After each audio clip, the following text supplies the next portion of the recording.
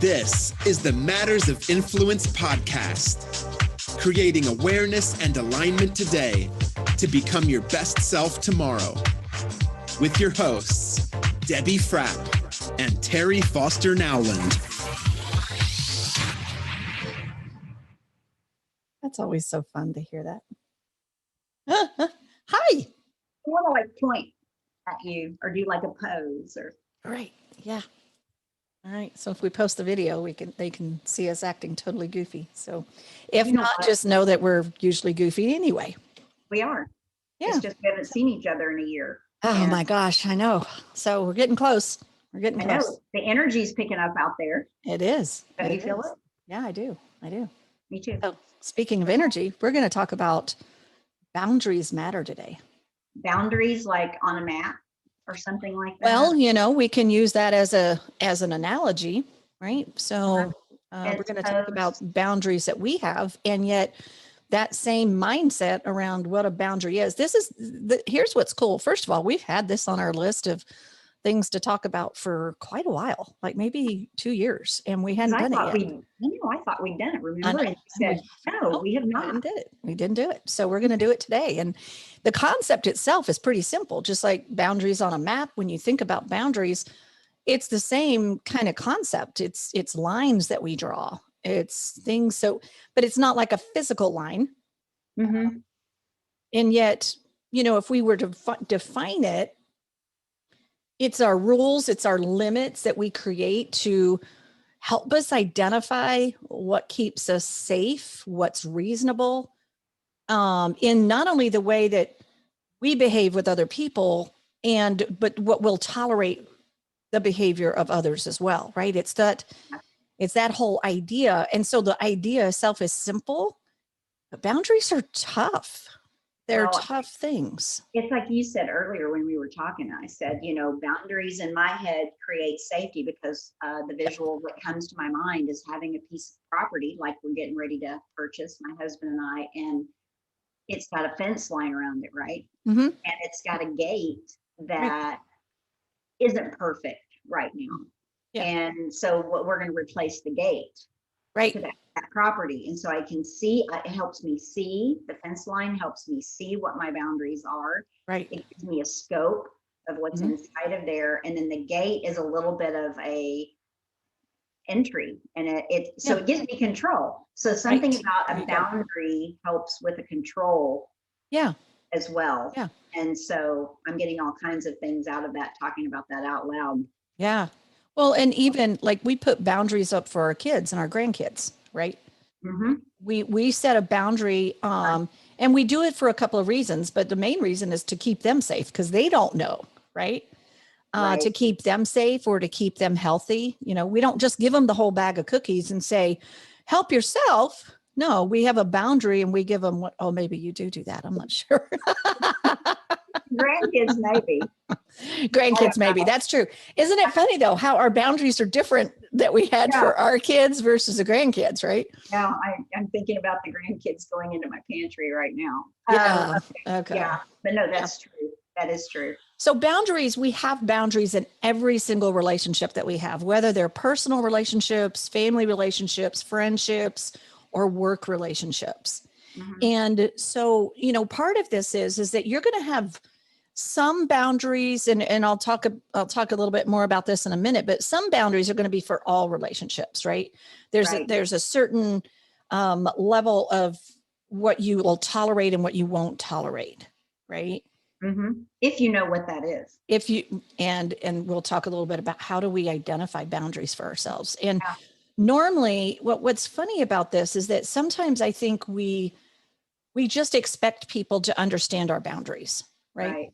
Here's a simple one. I don't know if other people get bugged by this, but this might be one of those where depending upon who I was with, it may be okay or it may not be okay. Imagine that you're sitting at either dinner or at lunch with a bunch of people. You know where I'm going to go with this. I'm just thinking about when we're together. Anyway. I know. But then, so if it's a friend, right, and they reach over with their fork and say, can I have a bite of that? And they just, or they may not even ask. They may just get their fork and just go. That might be okay. Yeah. But if I'm at dinner with somebody I don't know, mm-hmm. all of a sudden that just crossed a boundary. Well, and yeah, and it's also a little bit about something else you and I've talked about before, and we teach on a lot in some of our classes, emotional intelligence, right? If Yeah, you reach that's across the table with your fork and I don't know you that well, Right. Yeah. hmm, You may not have a lot of emotional intelligence that's to know right, that that behavior was not acceptable. Or exactly. you should be able to read the look on my face that I give you to know that it wasn't acceptable. And Right. that goes into simple things we take for granted. Absolutely. Okay, take COVID out of the picture right now, right? I know. Right. Yeah. Because the COVID, you know what, though? That's one of the things that COVID totally, totally took people out of what they considered normal boundaries. And Mhm. all of a sudden, boundaries started being put in Drawn for us. them. Yeah. Hmm. Yeah. Okay. And then people get, I don't know if you've had this experience since COVID, when maybe you know, you found yourself standing a little too close to somebody and they got mad at you. Oh, yeah. Or you're standing in the grocery line because you went in to get your groceries and we all have our masks on and Mhm. they're a little too close for a cough they might have, or you Uh-huh. cough and they feel like, oh, you must have COVID because you're coughing. It's No, I'm just, yeah. no. So, you know, so even though we're going to take COVID out of it, I wanted to just kind of bring that point up that True. people got their boundaries violated. It's like they were told what their boundaries needed to be, which at the very beginning, here's one of the things that we said: boundaries are for safety, boundaries are to help us control. Yeah. And so that again is another thing that people, I don't think, recognize psychologically of one of the things that was happening to them during COVID. So That's a good point. We didn't talk about that yeah, either before. yeah, That just came up. That's what I yeah, love about yeah. when you talk. So, and boundaries can change depending Oh, upon who you're absolutely. with. And then it can be crossed. Right? Oh, Boundaries yeah. change, they can be Yep. crossed, they can be violated. There's awareness around them. So Yes. let's talk about the emotion that goes along with boundaries. Well, when I think about, you know, the emotion, first of all, it's like boundaries should be a positive experience. Okay. It really should be. Yeah. And we set our boundaries. If we set them in a healthy and positive way, it will help us avoid getting our feelings hurt. True. But then it also, when we're clear, we help people know how to succeed in a relationship with us. So when we're unclear or we haven't stated our boundaries, we're actually setting people up to fail. So there's a conversation Yes. that has to be held Yeah, and developed around creating clear boundaries. that's right. That's right. So what would an example of that look like? Let's talk about giving them an example so they can experience it themselves or practice it. Well, and you know, before we go there, I think people need to understand where do their boundaries actually come from, and it comes from our values. Yeah. Okay, it comes from our values. Right. So if you have the value, let's just say you have a value about being authentic. Okay. Mhm. And then I'll just throw that one out there. That's one of your values. You want to show up authentically everywhere. Yeah. In order to do that, your environment has to create the safety in order for you to do that. Mhm. Okay. So sometimes, I mean, you know, it's not like, hi, Terry, I just met you. Let's discuss my boundaries with you. I don't know that it's going to sound like that. That would be weird, right? If we did that. Yeah. But if like, here's some of the simple ways in which they show up. Okay. Let's talk about space again. Mhm. There Yeah. are times where somebody's just standing a little too close to me. They've invaded my personal space boundary, if that's ever happened to anybody.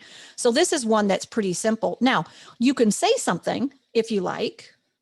Keep in mind, you can't change somebody else's behavior.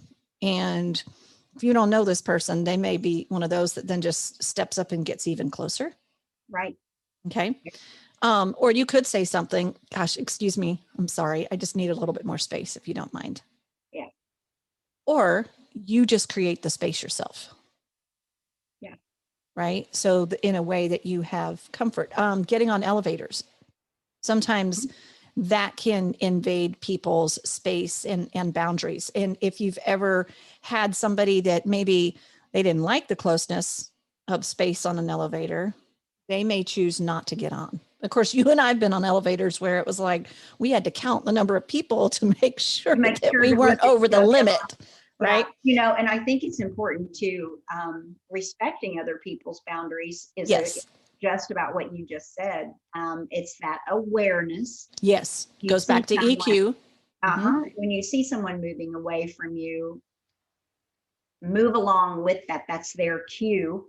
That's right. They're saying you're too close. If they get into the corner of the elevator when you get on, then that means I don't want to be close to you. That's right. And then again, with COVID, it created our own boundaries because they are like rules of boundaries because you go in and there's little stickers you have to stand on. Exactly. Right. Wherever you're at. Right. Yeah. So it's created that. What happens when those stickers go away? So I think that's a great visual. Yeah. And so that's how, now if you're in a more significant relationship, normally the conversation may be a little bit more around, it may not, you may or may not use the word boundary. You may just say, here's what makes me feel safe. And then when you're describing that, you're describing your boundaries. Okay. Right. It may be, when you raise your voice at me, I don't feel safe. And when I don't feel safe, I shut down. So boundaries are unconsciously created sometimes. Sometimes they are. Sometimes they come out of baggage, by the way. Okay. Yeah. So, and so it's important for us to understand where is that coming from, right? For yourself. Like if you get triggered, if somebody raises their voice because you had an abusive parent, let's say, okay, or you were involved in an abusive relationship, you may have to do some work on yourself so that anybody that you encounter that raises their voice doesn't trigger you into going into your trauma again. Okay. You may have to do some work on that. Oh yeah. Honestly. It's just like, I will notice with people when they're pulling away from me, when they're not negative anymore, when they're just being quiet, when we're having a discussion. That doesn't mean that something's necessarily wrong. And that's always my first response. Are you okay? Right? Yeah, no, absolutely. I could have violated something in a relationship that I need to go back in and check on. That's right. Whether they were established or unconsciously established. Yep. I may have done that. Yep. So one of the things that's important for you to really, if you really want to explore this whole thing around boundaries, you need to know what your own values are and values in relationship. What's important to you and about relationship? Keep in mind that the values are, we need to have these as positive. Okay. So setting values in which, do you like affection? Okay. That might be a really important conversation around the boundaries of affection, right? Are you okay with public displays of affection? That may be a boundary that you have. So you want to come from this from the positive around what you like. And here's what I will tell you. If you've got a threshold value though, I have a few threshold values. And honestly, once somebody crosses them, they don't come back from those. I don't send them off into the universe or anything like that. No, but what I'm connect with them. I don't. From then on, it's like that relationship will not grow. Yeah. It will be, and you just don't come back from that. And there have been individuals and specifically not just personal, but even work relationships where I was treated in such a way, the way that I was talked to, what I was accused of, and so forth, that was totally untrue.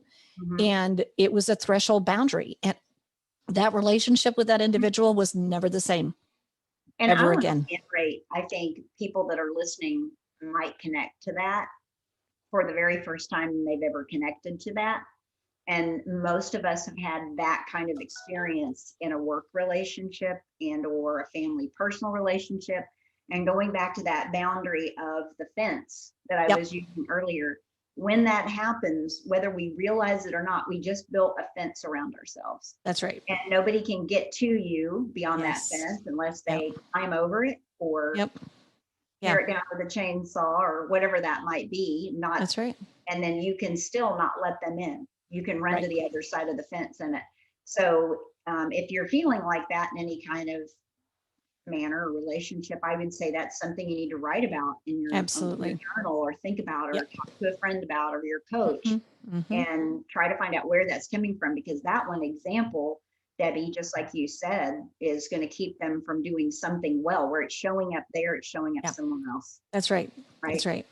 So Okay. it's just, so boundaries can be crossed, boundaries can be violated. Mhm. And, so part of it is that we're human. Sometimes we violate a boundary or we cross a boundary or somebody does that with us and it wasn't intentional. Yeah. And that's where we can't just, we have to have the conversation to just say, hey, this wasn't okay with me. And I don't ever want to have that experience again. And I think that's where we get into conscious boundaries, right? Yes. Where you're the Yep. best with this. Debbie is certified to teach fierce conversations. And although we're talking about boundaries, the conversation is that relationship, as Debbie would say over and over again. Yep. And it's kind of like, when do you have permission, other than asking for it, to say, hey, can you and I talk about what this looks like? Yeah, absolutely. Right? Absolutely. It's not like you said, you meet somebody and go, okay, we have to talk about our boundaries here.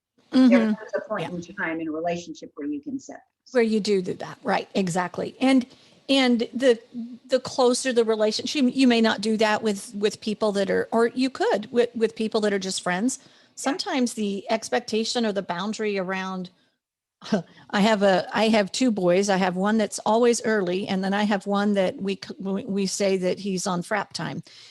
Because what I know is that if he tells me 7, he really means 7:30. Yeah. So the thing is, now that used to bug me, right? Because I was thinking that he made it about me. I thought that he was, messing with my boundary. Once I realized that it's just the way that he processes time and it wasn't about me at all. Now I just change my expectation to where I don't expect him when he says he's coming. And if he does show up, then I'm not disappointed. But then if I'm not expecting him to, I'm good. So again, that's just another silly example of how boundaries can show up in relationships. It totally. And what you just said, like, we have a sister that when we had family gatherings, we never gave her the opportunity to bring paper plates, plasticware, the cups, anything like that, because we're going to eat when she's not there, even if it's 7:30. So, it's that, right? Yep. You change yourself. Yeah. Is what that looks like. Well, and again, it's to keep yourself safe, to keep avoiding feelings, right? And, and you brought up a good point. Sometimes we can build boundaries so tight that we lock ourselves in. That's not healthy either, right? No. So what we're talking about here is you've got to recognize there is such a thing as unhealthy and healthy boundaries. Yes. And depending upon the relationship depends on exactly what that looks like and what you're comfortable with, right? Yeah. Well, I think it takes a great friend to help you see unhealthy boundaries. Like we can consider our time blocked calendar a boundary. It is a boundary. Absolutely it is. And sometimes we don't stick in our own boundaries. If we don't, that might violate a value that you're not thinking about. Absolutely. Absolutely. It just leads from one thing to the other. And then when you violate your own personal boundaries of your time, you're stealing from something else. And then that leads into what you're calling unhealthy behavior, right? Yeah, absolutely. Absolutely. Yeah. Or even dangerous behavior. So even just think about the fact that if you set a boundary that you're going to go to bed at a certain time, okay, and you don't. And then and then you keep doing that. And before you know it, you've suffered the consequence of not getting a good night's sleep. And therefore then you become irritable. And then that impacts other people. And so those are just, I hope we're giving you guys an idea of how boundaries show up in our world. They show up everywhere. They just do. So a great exercise, number one, you have awareness if you're listening. Number two, start recognizing what boundaries do you set for yourself. Yep. And then maybe start monitoring how often those are violated. Yeah. Well, and even looking at what are your values, right? So go through that. And in terms of relationship, what are the values that you treasure and what does it look like, right? When that value is being demonstrated, what does it look like? Because I could say, I have a boundary around affection and yet to somebody else, they may be applying their own definition to that. So you've really got to go deeper. You can't just say it. You have to say, now, here's what that looks like. And here's what that that experience feels like to me. So that would be the first place to start. And then how do you then begin to identify boundaries in various relationships? And I would probably start, it doesn't matter which relationship you start with, but I would probably start with one of the ones that's closest to you and just kind of say, what are the boundaries that are present in that relationship? What are the ones that are not present? And just kind of go from there, keeping in mind that we want healthy boundaries that sets other people up in order to have a successful relationship with you and allows you not to be hurt or offended when they violate a boundary that they didn't even know existed. So it's funny because when you start feeling guilt, anger, sadness, whatever emotion, fear you want to name, it might be attached to some type of boundary violation. It may not. That's right. It may not. That's exactly right. And you're talking about values, and I'm going to say there's going to be a majority of people that hear this and go, oh, value, I value this. And possibly they don't understand what a values definition means or a search. And we can help them with that. So give them like a quick before we so a value is like, it's at the deepest level of our programming and it's at the unconscious level. Okay. Sometimes we don't even know what that is. The way that I would help you get started is to just simply ask yourself the question, since we're talking about boundaries and mainly with relationships. I would just look at what's important to you about a relationship. And you just keep making that list, right? And you just keep making the list, probably get 20, 25, 30 different things of what's important to you about a relationship. And again, we're using a positive context of that. Right. You can decide if that's a work relationship, an intimate relationship, or a friendship, whatever the case may be there, right? Because the more important, and I loved this definition of intimacy, into you see me. Intimacy. So when we think about intimacy, the ones that are the closest to you would have the highest level of intimacy, and the ones that are not as close to you, but maybe a friend or in a relationship, the level of intimacy is maybe not as great. So you get to decide which level of intimacy you want to explore your values in. And then once you've done that, then rank them so that you can come up with a list of the ones that are the most important to you. And then make sure that that value is something that you want and are not just moving away from. If you're moving away from a value, it's actually baggage. It's not a value. And your values have to be so important that if any important decisions in your life need to be made, whether it's a relationship, a job, move, whatever that is, it is relating. It's in alignment with those core values, those top 3 values you come up with. In fact, That's right. Debbie, you and I both know there's many times in a coaching relationship when someone's making a decision, we can pull up what their 3 values are and That's say, right. is that in alignment with your trust? There you go. In alignment with your freedom, right? Whatever your words are, and it is like a light bulb that goes off. It is. Yeah, So, it is, because it provides it begins to be a filter for how we make decisions. But most of the time, because it's at the unconscious level, we don't think about it. Right. So that's why it's important to spend some time and really identify what are your values. Once you've identified your values, it's much easier to then identify then what are the boundaries, because the boundary becomes the behavior. That's exactly right. In fact, when David and I do our certification, our SYMBIS, saving your marriage before it starts, he calls it saving your marriage before it ends. But when we do that, one of the things that we talk about under intimacy is describing values, because it's that into you see me theory. That's right. Like you just said. Yep. And we help couples come up with their values together. And a lot of times they're not the same at all. And that's okay. Right. It's recognizing what the other person's values are, just like the languages, right? That's exactly right. And then making sure that in the relationship, they have a way of getting their values met. It may not be just like if you're in a relationship with somebody and they're like an adventure seeker and they love doing some of the, crazy sports and stuff like that, and you don't like that. Yeah. Well, then you have to just know that that's a value that they need to get met, but it may not be with you, but I would recommend that you make sure that they get that value met, because if not, your relationship will suffer because your relationship will be out of alignment. That's right. You'll put a boundary up against them. Yep. So, There we go. all right. Okay. Well, gosh, we could probably go on and on about boundaries, yet it's a Okay. simple concept and yet not easy to implement. So, Terry, what would be some things that you would, maybe some questions that you would challenge somebody with around this topic of boundaries?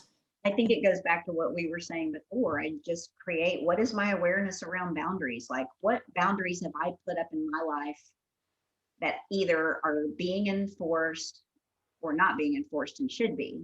Mm-hmm. That they may say, how am I approaching this boundary thinking, like with the dialogue with my family and friends? And it can be, you don't even have to use the word boundary, Debbie. Right. Like when you and I joined this company, I can tell you, when I joined Keller Williams in 1996, my operating partner had the best conversation with me, and it was called win lose. Yeah. And it was, Yeah. how do I win with you and how do I lose with you? And that's creating boundaries. That's a boundary conversation. You're exactly Boundary right. dialogue. And it so is. I would explore. And if you need help with that, I mean, Debbie Yep. and I would be happy to help anyone that's listening with Absolutely. that could look like in your life. So Yeah, what about yeah. you? You're the master of great questions. What would you Oh, say? goodness. I think that if you had to describe the healthiest boundary that you have in your relationships right now, what would it be? And is that providing the safety? Is it putting you in your most authentic, empowered self as a result of that boundary? And if it's not, then you've got maybe something to explore. Yeah, I love it. So, all right. Guys, we thank you so much for joining us. And we love the fact that you listen. Please share our podcast. And we'd like for you to rank it too, because that allows us to, it allows us to know that we're hitting a chord with people and that they're enjoying listening to that. So we hope you will go on and rank us wherever you listen. Do us that favor. Yeah, and please let us know. Go to our Facebook page, Matters of Influence. We have a website, mattersofinfluence.com. Other than just going to the podcast, please join those areas or look those up. And if there's any suggestions you have for us, let us know. We'd love to create that topic and bring it to you. Yep, perfect. So please check us out there. All right, and we'll just send us off. Here we go. You can dance.